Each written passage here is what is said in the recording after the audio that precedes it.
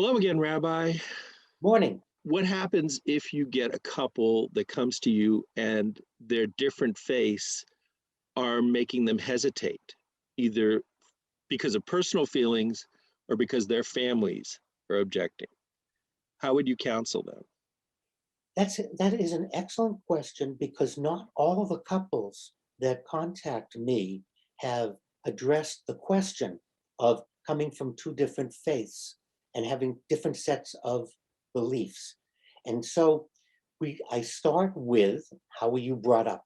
Okay, each couple tells me how they were brought up. Then I ask, how did your family observe? What did they observe?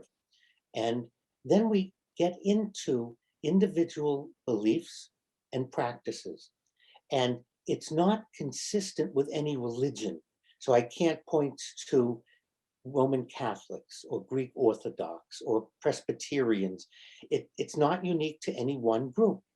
And so we begin a discussion of, how are you going to be together? How are you going to have a household, when each of you is coming in with a different concept of redemption, salvation, resurrection, if that's an issue? How firm is your belief? How do you see your children? How do you envision your conversations? And so we begin discussing these questions, and they're very hard questions because for most of us, we've never thought about it. What do I believe about the end of days? What do I believe about, what happens when you die? Is there an afterlife? I may think a little, but I've never, here, I'm asking these questions. Or my personal favorite, but we always have ham at Christmas. And, and will that bother you as a Jew? Or what about your kids? And so we start discussing these. And my approach isn't, oh my God, there's a problem. This is terrible. You can't get married. See, this just proves you shouldn't marry outside. No, none of that's true. None of that's true at all. It raises the question, how are we going to do this?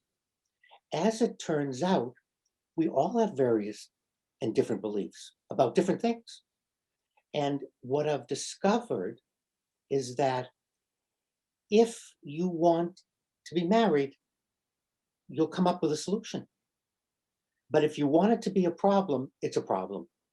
And if you have relatives or family who think it's a problem and put pressure on you, then they're creating something that doesn't exist. We're friends. I went to a Jesuit college. Not a problem. In fact, I have to look up what year, it's more than that, 20, 25 years ago, Boston College gave me an award they give an award for alumni in science, alumni in England.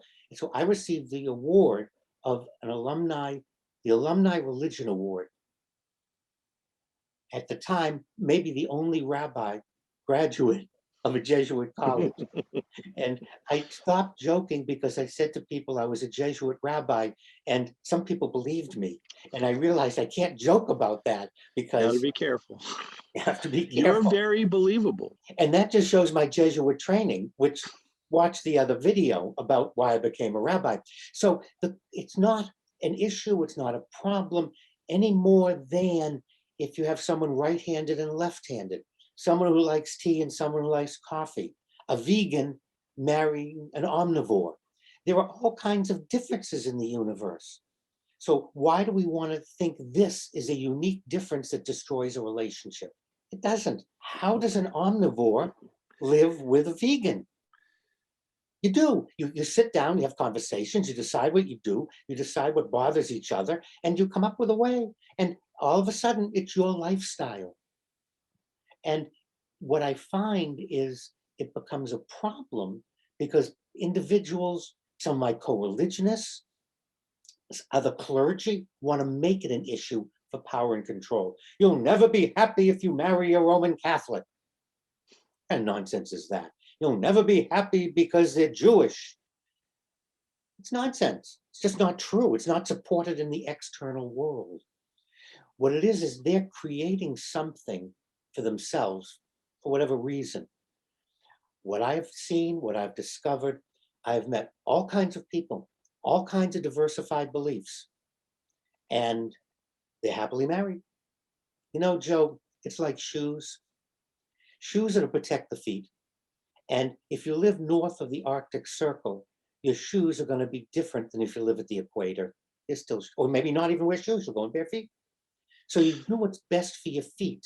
Well, religion are just different ways to attain a relationship with God. And we all can wear different shoes. So we all can attain God in different ways. And we can look at each other and say, I can't attain God this way, but I can this way. And if you're doing a way that doesn't help me get to God, then okay. That doesn't mean you're wrong. It doesn't mean you're not doing it. It just means it's not working for me. There are as many ways to understand God as there are leaves on the trees in the forest in the spring. Unless you're an Eskimo in Alaska.